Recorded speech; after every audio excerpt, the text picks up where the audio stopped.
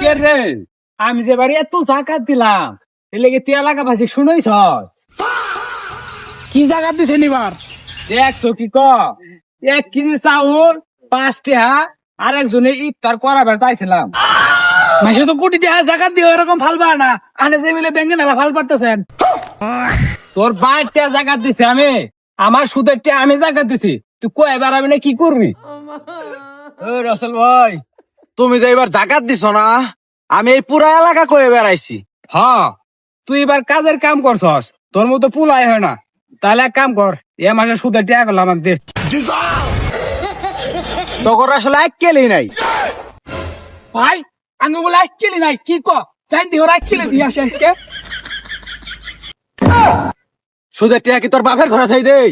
আমার সুদের টাকা আমি তো তোর পাহাড় ঘর তাই দিতেছি সুদ পার দেয়া চাই না ওই কিন্তু সিটি গেছে গা।